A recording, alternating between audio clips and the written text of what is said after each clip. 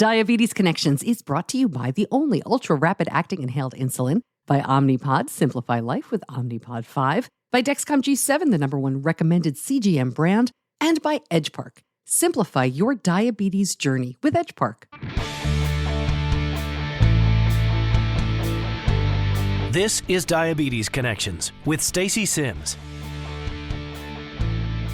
This week, Mila Clark became a popular advocate for type 2 diabetes after her diagnosis in 2016. But she was actually one of the many adults misdiagnosed. She actually lives with LADA. And one of the many changes she experienced was how her health care providers treated her. They were much more supportive when they realized she had LADA, also called type 1.5.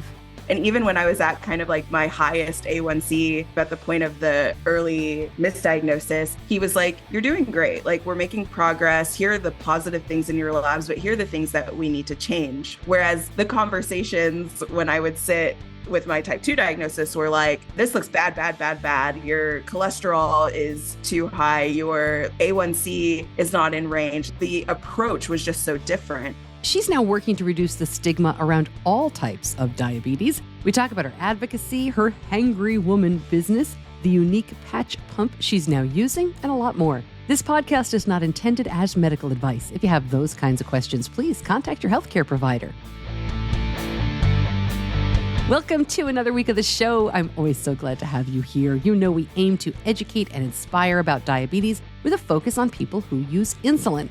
This is one of those episodes I'm taping well ahead of time because of the Thanksgiving holiday, which was last week as this episode airs. So that means I have finally seen my son. We haven't seen Benny since August when we dropped him off at college. He's been doing just fine with diabetes.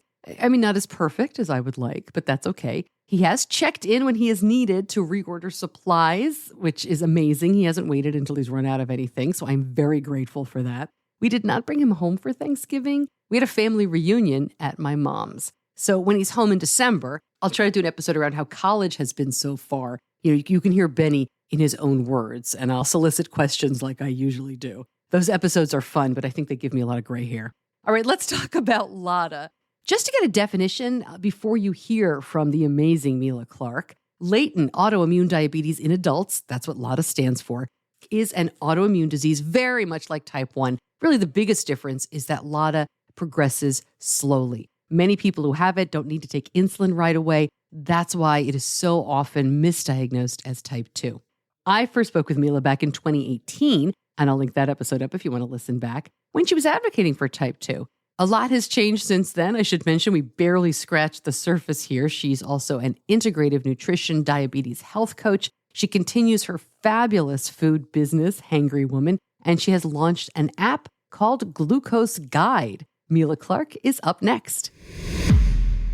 Since starting this podcast, one of the highest interest topics has been Afrezza inhalable insulin. I'm really excited to partner with them to tell you more. Afrezza is an ultra-rapid-acting mealtime insulin. You breathe it in using an oral inhaler. Once inhaled, Afrezza passes quickly through your lungs and enters your bloodstream in less than 1 minute and may start reducing blood sugars within about 12 minutes. Find out more, see if Afrezza is right for you. Go to diabetes-connections.com and click on the Afrezza logo. Afrezza can cause serious side effects, including sudden lung problems and low potassium. It is not for patients with chronic lung disease such as asthma or COPD or for patients allergic to insulin. Tell your doctor you've ever smoked, ever had kidney or liver problems, a history of lung cancer, or if you're pregnant or breastfeeding. Most common side effects are low blood sugar, cough, and sore throat. Severe low blood sugar can be fatal. Do not replace long-acting insulin with Afrezza. Afrezza is not for use to treat diabetic ketoacidosis. Please see full prescribing information, including boxed warning, medication guide, and instructions for use on afrezza.com/safety.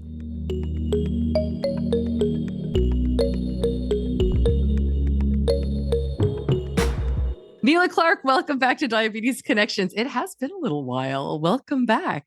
Thank you. Yeah, it has been a little while and a lot has happened. So I'm excited to talk to you. Yeah, you have a lot going on as usual. You and I met many, many years ago when I think we were both doing some promotional stuff for Animus, which was then One Touch. But gosh, it was like a really different time in diabetes. And at the time I last spoke to you 5 years ago, almost exactly, you had been diagnosed with type 2 diabetes, which is not where you wound up. Let's just talk a little bit about that process. I know it's been a while, but I don't think it can be overstated how common this misdiagnosis is. So tell me a little bit about what first led to that type 2 diagnosis. Yeah. So I kept going to the same primary care doctor, and I just wasn't seeing much improvement in my blood sugars despite working intensely hard. And I think I told you at that time, like I was exercising sometimes like 2 hours a day. I was like doing keto and low carb because I was like, I don't know what else to do. And they're telling me I'm not working hard enough. So like, these are the things that I can keep cutting until I can't cut anymore. And I just got really frustrated with the process. I felt like I wasn't being listened to when I asked for diabetes tech. Like I had asked for a Freestyle Libre. My doctor said, no, it's going to be too much data for you, too much information. It's going to be overwhelming. And I was like, 7 finger sticks a day is overwhelming. I need some relief here. And I just felt like I wasn't getting anywhere. Every time I would ask for something or I would ask for a question, I just felt like I was getting roadblocks. And so I decided to switch doctors. And I had to switch doctors twice before I found the doctor who ultimately was kind enough to say, like, we're doing all of this. You're taking all of these medications. Your A1C got down to 6.5. Amazing. But now it's bouncing back up to 9. I don't know what to do. We're doing everything that we can do. I don't know what else to do. And you should go see an endo. And this was after me like crying in her office, like, I'm doing everything I can. And I don't know, just like, I'm so frustrated. And I love that she had the foresight to be like, I don't know enough to be able to help. And so here's who can help. And so I ended up going to an endocrinologist at the same office that my mom was going to at the time. And I basically like sat down in the chair and he asked me, like, tell me about your diagnosis, your story, all of that. And so I told him I was diagnosed when I was 26. I was diagnosed with type 2. I have tried this medication, this medication, this medication. I've tried this. This is what I'm doing for lifestyle changes. My A1C is still 9%. I can't get it down. I can't figure out what's wrong. You know, I lost a bunch of weight and my primary care doctor said that that was a great thing, but I feel like it didn't do anything for my blood sugars. And I'm just overall really frustrated and I just want an answer. And so he looked at me and he said, well, have you heard of LADA? And I was like, well, yeah, but I don't think that's what's going on. Like I have a family history of type 2 and I just don't think like I'm type 1. I don't think so. And he said, well, have you ever been tested for the antibodies or had your C-peptide tested, which is like the level of insulin your body's producing? And I was like, no, when I was diagnosed, they just tested my A1C and my blood sugar that morning. And so he was like, okay, well, there's a very simple test. It's a blood test and we're going to test for antibodies. And if you're positive for any of the 4 antibodies, you have what's called LADA, latent autoimmune diabetes in adults. And so he explained like it's a slow progressing form of type 1 diabetes. You're going to be in a honeymoon phase for a little while, which just means that your body might be producing some insulin and it's not enough for your body to actually do the job it needs to do. So you're going to end up on insulin. And over time, you'll notice that your insulin needs are going to increase as that honeymoon phase winds down. I was like, I mean, we can test for it, but I don't think that's where I am. I just think maybe I'm like not doing enough to manage type 2 or I'm on the wrong medications or, you know, I just want help in that area. And he said, well, let's test first and see where we go. We do the test. And then I get a call a week later from the office, like, oh, book your follow-up appointment, come back in. The endo wants to talk with you. And so I was like, okay, cool. And I'm thinking I'm going to walk in and he's going to be like, okay, we're going to put you on, you know, long acting and mealtime insulin. Here's how we're going to approach this, like with more lifestyle changes. Here's who I want you to see. Like, I'm thinking I'm walking into like, no, okay, you have type 2, but like, here are the things we're going to do to just to help you along and to get your A1C in a better place. So you're healthier overall. And so he goes through all of my labs with me and he, you know, he did like every test in the world, thyroid function, vitamin D, all of them. And he goes through all of those first. And then he says, but your results were really interesting when it came to your antibodies and your C-peptide. And I'm like, interesting how? Like, what happened? And he was like, so you do have LADA. And he showed me kind of like where my insulin production was with my C-peptide and how it was on the very, very low side. But then I was also antibody positive. And so I was just kind of stunned. And I was like, this doesn't make any sense. Like, this cannot be happening again.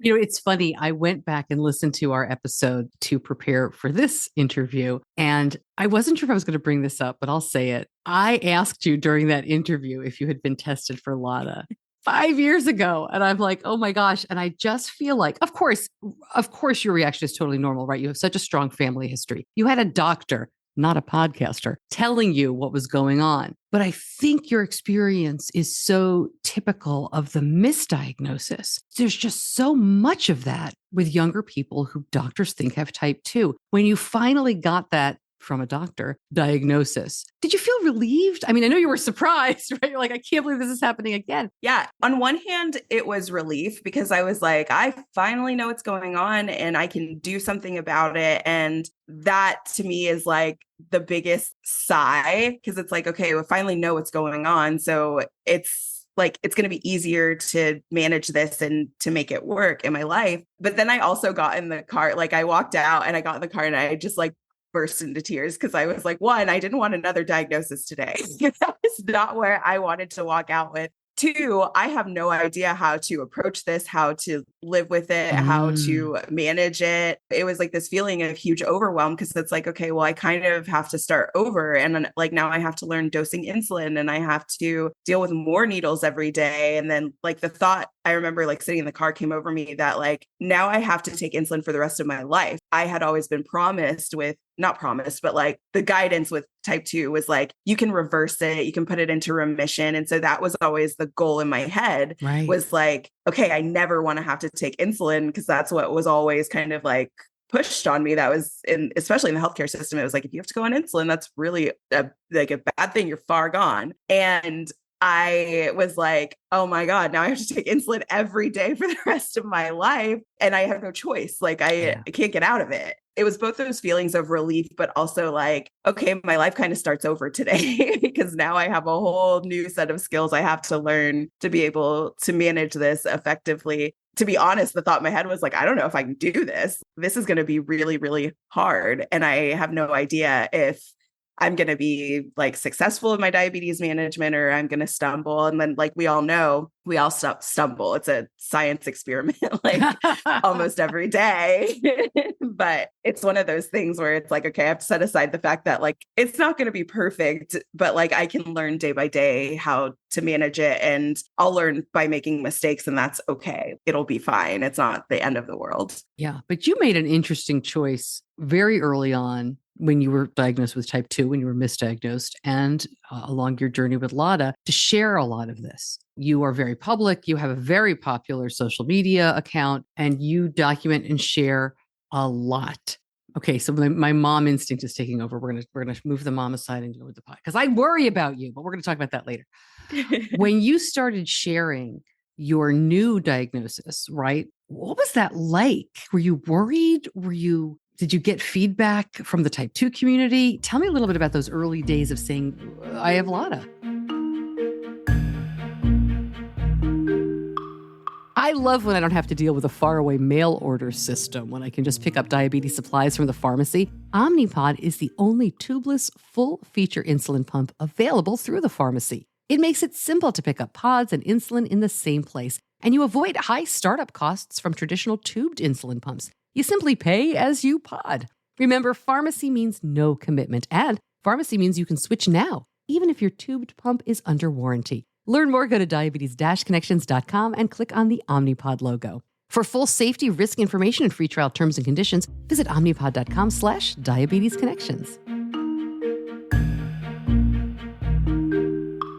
Yeah, I was initially really scared to share because I had felt almost like, oh my God, I'm betraying my community. Like now I have quote unquote switched sides and I advocated for people with type 2 diabetes. And I felt like I was really outspoken about like stigmas and experiences that we tend to have and the ways that people kind of look down on people with type 2. And I was like, how am I going to say that like I'm still here for you? Because if it were me and I saw someone doing that, I'd be like, well, you don't understand.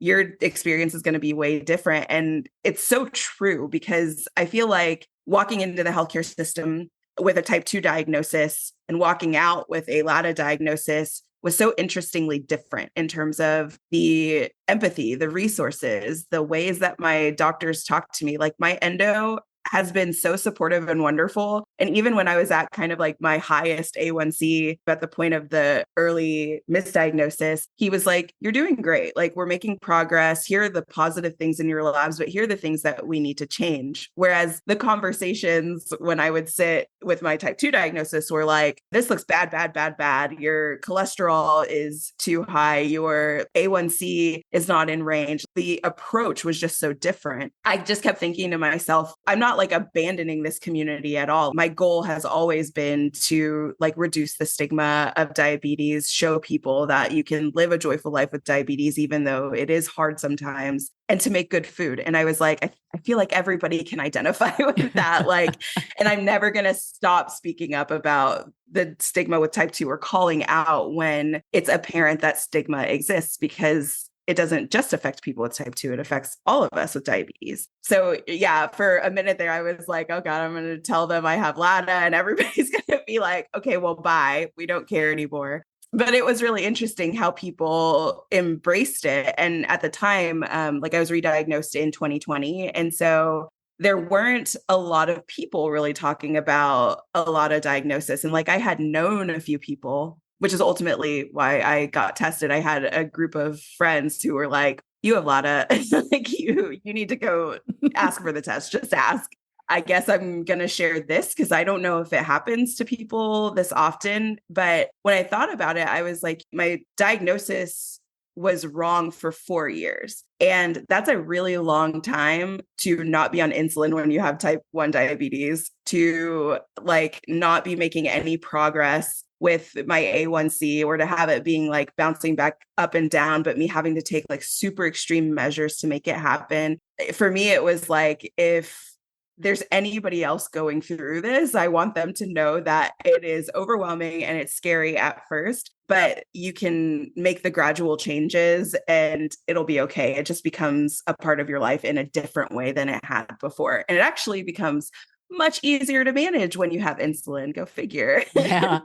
We're going to revisit the stigma. I have some questions that I really want to dig into. But before we do that, how did you feel? Do you remember those first couple of weeks and months on taking insulin and being treated properly? Yeah. The most like interesting thing was I'd gotten long-acting insulin and basal insulin pens, or long-acting and basal pens. And so I was like, okay, I have to really pay attention to the number of carbs that I'm eating. And I have to do a lot more precise counting for my dosing, because if I don't, I'll go low if I take too much, or I'm having to we had to like feel out my insulin to carb ratio, because we started kind of at the basic 1 to 10, but I was still running a little bit high. And so my doctor was like, we're going to titrate. We're going to probably keep increasing your basal. The one heads up that he did give me was, it's going to take time for us to figure this out for you, because your body's still producing a little bit of insulin. And so you might see that this changes over time. Don't get worried. It's not anything that you're doing wrong. It's just your body over time changing. It was, I don't know, this like really interesting experience, because it was like after the first maybe like 24 hours after I took insulin, I had woken up with a blood sugar that was, under 200. That was in like the 70s. And I was like, oh my God, this is awesome. Like it's actually working. And this is what I needed the whole time. Why didn't I know this? And why didn't anybody else know this? And so it was like an instant difference, which was so wonderful. And like, even like the first week or so after being on insulin, like I felt like I had energy. I wasn't having to drink a gallon and a half of water every day and like go pee every 5 minutes because I was so thirsty from high blood sugars. At that time, I was like, I can't believe this is working so quickly. And it's like, it's just what I needed.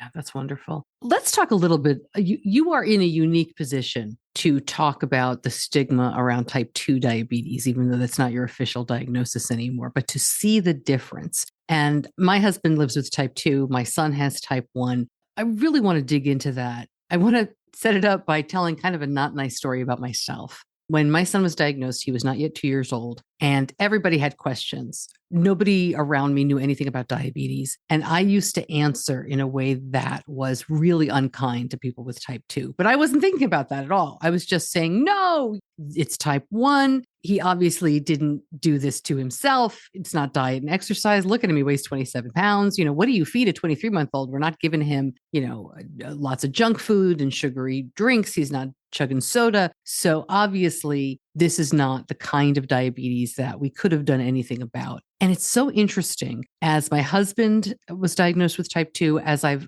learned more through this podcast and my experience, talking about diabetes as something that somebody does to themselves is just the worst. I mean, you talk about the blame and the shame. And look at what we've just learned in the last year or two with these new medications about how remarkable they are for people with diabetes without changing much else. So having that soapbox moment, sorry, let me give it back to you. You started out by saying your doctor who thought you had type 2 was like, we're not going to give you this tool because you can't handle that. Now, you're a person of color. You're a young woman. There's a lot going on in that mix. But then to get a type 1 diabetes diagnosis where they're like, here's all the technology, take it all, please, you need it. Can you talk a little bit about that experience? Yeah, it was kind of stunning for me because early on in my diagnosis, it was basically reinforced to me through my interactions not to ask for anything the doctor didn't give me, basically. So like when I asked for a CGM and he said no. When I asked, can I just start out managing this with diet and exercise rather than you giving me these 3 or 4 pills that I now have to take every single day, I was told no. When I was like, is there anything else that I can do? Is there anyone else that I can see? They're like, well, you can see a diabetes educator, but that's a specialist, so it might cost you more. There were all these assumptions like layered on, like I couldn't handle the tech, or I couldn't handle just like approaching with lifestyle changes, or seeing a specialist is an option, but like maybe you can't afford it. And so I always had felt like, okay, well, I just can't ask for anything. And that sucks because self-advocacy is so important, and being able to say like, no, I actually need this. But when you're sitting in the room face to face with somebody who sees you like you don't know what you're doing with your body and they treat you that way, you learn to shrink. And so that's what I learned, was to shrink and to not ask for anything and to not advocate for myself, because I was like, every time I ask, I'm just going to get shut down. And then I was kind of like, well, my doctor works for me. So I could probably find somebody new, and I can probably find someone who would approach this with me differently. And so I went through one other doctor before my insurance changed. And then I had to find my new person, which is kind of like the blessing in disguise, because the second doctor I saw was amazing. Like, she was so kind, so sweet, super empathetic, gave me diabetes tech. She was awesome. But I just wasn't making any progress. And so having to finally switch doctors again was when I was like, okay, let me actually like seek out someone. And this was super important to me, who looks like me, who understands my background and culture. I found the most amazing Black woman doctor. She was super empathetic. She didn't even know what a Freestyle Libre was, but she was like, yeah, let's give it to you. You want it. So yeah, if you think it's going to help you, I don't mind writing the prescription, especially if it's like a technology. So it was like, oh my God, I don't have these barriers now. And I can ask again. I can actually like ask for the things that I want. And then even like in terms of seeing the endo for the first time, like after my rediagnosis, it was really cool of him to say, okay, so how do you want to approach this? Because there's all kinds of options for you. There's insulin patches, there's insulin pumps, there's tubed pumps, there's untubed pumps. If you want to wear a Dexcom, you can. If you want to wear a Libre, you can. If you want an Eversense implant, you can. Like, there was just all of these options that I felt like I didn't have before. And then I was like, well, do I have to do any of that? Because all of it sounds scary. And I'm like a high low tech person. Like, I love my CGM, but like, I think I would like to still kind of stick with manual injections until maybe it gets too frustrating. And he was like, that's an option too. You can do whatever you want. The floor is open for you to basically choose your own adventure, choose how you want to manage. And he was like, but you can ultimately decide for yourself what you want to do. And so that was really awesome. And like, especially when I told him down the line, like, okay, I'm a little bit burned out with trying to do my mealtime injections, but I still don't want to go on a pump. I'm just uncomfortable with the idea. Like, what can I do? And so he introduced me to an insulin patch, which is like the coolest thing. It's unconnected. It is like a flat little device. You adhere it kind of like you put on your CGM. It just has like a little like applicator. You fill it with 200 units of insulin. And then every time you need to do your mealtime doses, it delivers in increments of 2 units. So you click it and you've got 2 units on board. And it is like, I love that. It's just like easy. It's discreet. Is this it? Secure? It's it. Secure. Yeah. I just spoke to them for the Type 2 podcast to learn more about, and actually they're sponsoring it, I should disclose. That's hysterical. That's great. So, okay, I mean, not to do a commercial for it, but I had never seen this. So you click it and it's working well for you. Yeah, it's awesome because I don't have to take out my bag of pens and needles when I'm at dinner, or like the other day, there's like a farmer's market down the street from me. And I walked over and I was like, oh shoot, I forgot my bag, but I had my patch on. And so I was like, well, I'll be okay. Like I have my phone, I've got my patch. Like if I need to bolus, I'll be fine. It's like super discreet. It's so flat. So like, I don't notice it when I sleep. I honestly sometimes forget that I have it on, and I have it kind of on like an upper butt site right now. So like, sometimes I forget it's there. If I have to go to the bathroom, I'm like, oh God, the patch is there. So it's just a really good device for someone who doesn't necessarily want to be connected and wants a good option that can still let them bolus at mealtime discreetly without anyone noticing, but also so that you don't have to pull out your pens every single time you have to bolus. And I think that's been the magic of it. Like some people are like, why wouldn't you want to be connected? Wouldn't you want like your pump and your patch to like automate your insulin delivery? And I'm like, yeah, but I also still kind of like the control of it. I like knowing a little bit that I have to think about it and I have to check in on it, and that I'm not going to have a ton of surprises. I'll kind of know like, okay, like I bolused, 8 units for this pasta or whatever. And it's just like super easy. It's done. I don't have to pull out a pen to do it. It doesn't hurt. And it just saves me time overall. And then I don't have to fiddle with settings because I know myself. If I were on like Control IQ, I feel like I would mess it up every day because I'd be like, I don't think that's right. I don't think that's right. And I don't know if I would trust it, So, and I know it is trustworthy, it works really well. It's amazing. But I just know like in my brain that I'm like, I think that's why choice, and I really do say this, I mean it. Choice is so important in the diabetes community because like Control IQ is so great for my son who doesn't want to pay attention to anything. Right. Yeah. He is not going to be pressing for 2 units. I actually pointed out to him, I did the interview with the Mobi, about the Mobi recently, which has a bolus button on it. And I texted him, I'm like, you do know that your X2 has a quick bolus button. He was like, why would I do that? That's stupid. Okay.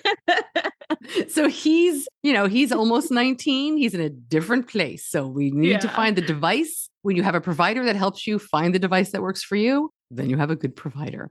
We talked about how you share your experiences online.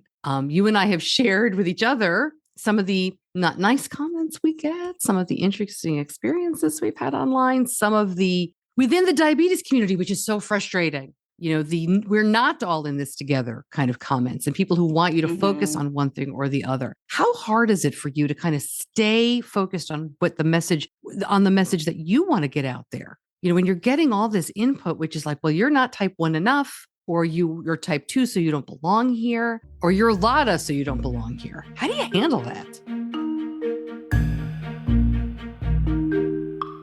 I am so excited that Dexcom G7 is here. I know you probably have a lot of questions about insurance. Well, you're not alone. Dexcom understands how complicated this can seem, and they've made it as simple as possible. Dexcom is the #1 covered CGM brand. You can visit the Dexcom Savings Center for a free benefits check to see what coverage options are available for you. Powerful and simple. Dexcom G7 is proven to lower A1C and help you spend more time in range. Learn more, go to diabetes-connections.com and click on the Dexcom logo.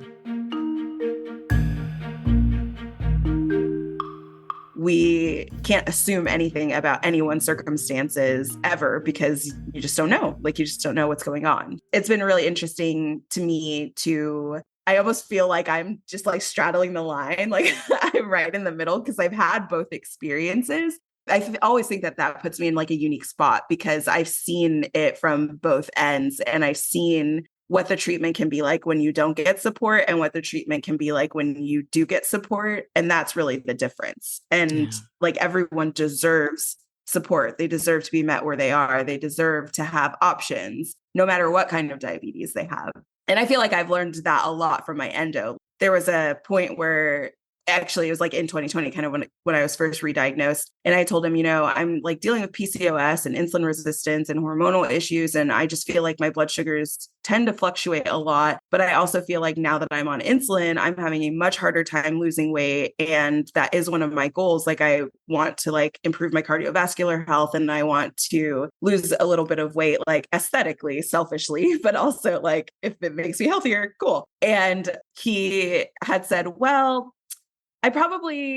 this might not be the best thing for you, but I'm going to tell you about it anyway. And so he told me in 2020 about Ozempic, and he was like, it's going to do 3 things for you. It's going to improve your insulin sensitivity. It's going to help you lose weight because it slows your digestion, and it's going to protect your cardiovascular health. And I started taking it, and I'm still taking it. And it's ended up being like a really great tool for me. But it was one of those things where he was like, well, you straddle the line, and this is a type 2 medication. We might have a hard time getting it covered with your insurance, but let's try, because if it works for you, it ends up having really good benefits. And I think it's going to help you meet your goals. And so I was so grateful for that he was kind of like, let's try this off label and just see, what works. And if it doesn't work, doesn't work. I'm even more grateful for him giving me that chance because in 2022, my mom passed away from a heart attack when she was 55 years old. And it was just kind of like by chance that I had talked to him about cardiovascular health. Like I had no idea if I even had like a family history. Like after that, I was like, well, I'm glad I asked, like I'm glad that we talked about it. But then also my mom lived with diabetes as well. And I kind of think that she had LADA, but she had a hard time getting her endo to actually like test her and listen. And I wonder so much, like if she would have gotten that support, like she's just a person who like did not like asking for help. She was very much like, she was an immigrant. She moved to the US when she was 12. She like did everything on her own. And so she was very much a like, I'm independent kind of person. Like I could see her struggling with her blood sugars. I was like a partner on her Libre app. And so I would ask her questions and we would like talk about it. And I asked her, like, do you think your endo would test you? Like maybe you should ask because maybe you need to be on like a different insulin regimen, or you need to like change some things up with your management to just make it easier for you. And so she unfortunately didn't get that chance, but it was really interesting that my endo and I had talked about that. And then after she passed away, I let him know. I was like, hey, like I'm so grateful that you brought this up because this is what just happened in the last couple of months. And so he was like, okay, we're going to keep monitoring you also in that area because we want to make sure like your cholesterol stays well within range. We want to make sure that your blood pressures stay down so we don't have any kidney complications later. So he was like, we're going to watch a lot of these things a lot closer. And so like, again, it was that supportive, like, here's something you're concerned about. I'm listening. And like, here's what we'll make sure that we do for the path forward.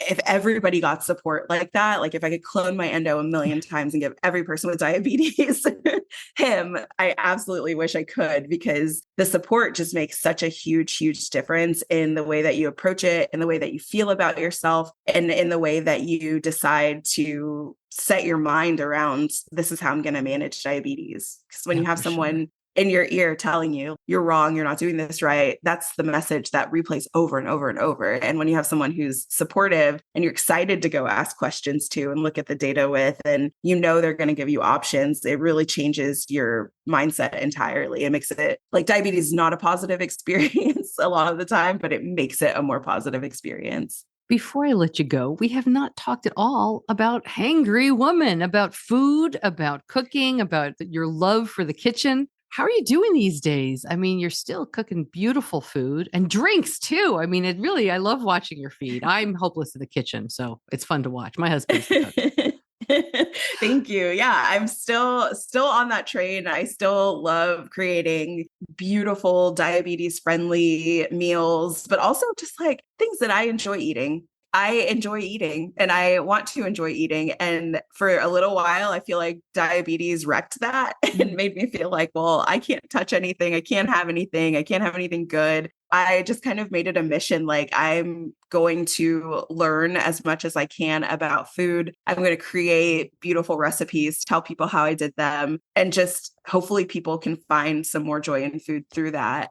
Something else that I'm doing, I'm also going back to school. I'm getting my master's degree in applied nutrition and working to become a registered dietitian, which is such an exciting undertaking because I feel like it's going to teach me even more about the body and just how we process food and what kinds of foods can be better. And I can make even better recipes and also help people in a deeper way. And I think that's kind of always what I wanted. Like, I have always worked in just like even corporate roles in communications where I worked for organizations or hospitals or nonprofits. And I always had that in my heart. And so the day that I realized like, yeah, I think I want to become a dietitian, I was like, okay, that's the path. Like, I love cooking. I love food. I love working with people with diabetes. I became a health coach this past year. So I'm working on my board certification for that. And so I was like, I think that's how I help. I'm going to have you back on, I hope, to talk about food. Like, let's do an episode about food.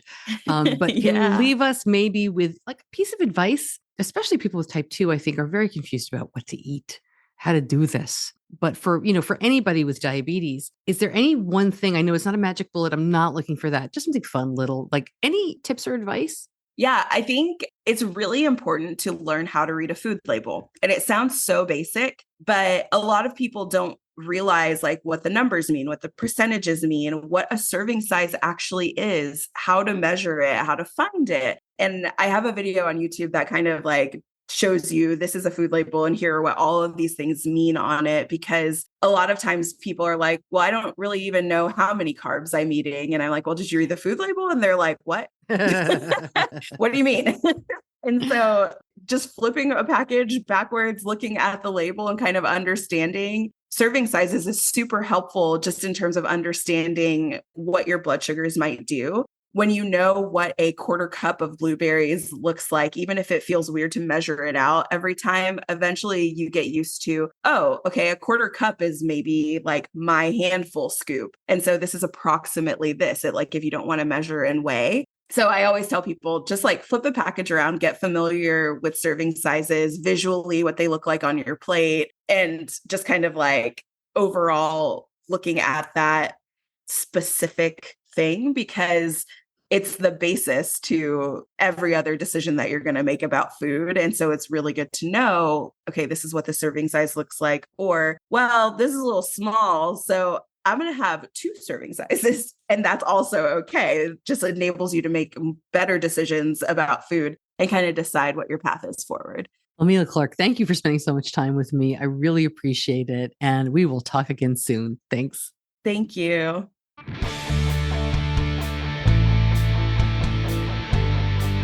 You're listening to Diabetes Connections with Stacey Sims.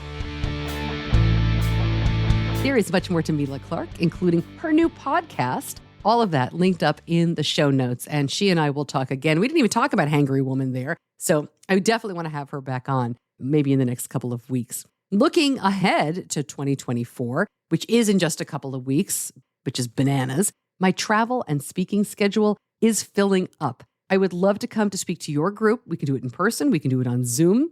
I have a whole page over at diabetes-connections.com to help make this easy. It's the community page. Just click on that. I'll link it up directly in the show notes, and you can see where I'm going. I also have a list of topics that I am very well prepared to talk about, but I am happy to fit your needs. If you've got a group that really wants to hear about something, summer camp or travel abroad, or what it's like when your toddler is diagnosed, how you get them ready for kindergarten, or how you get your high schooler ready for college. Oh, my goodness. I'm happy to fit your needs.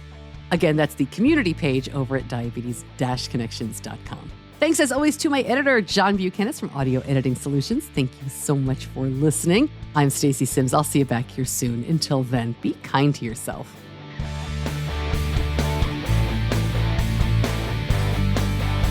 Diabetes Connections is a production of Stacy Sims Media. All rights reserved, all wrongs avenged.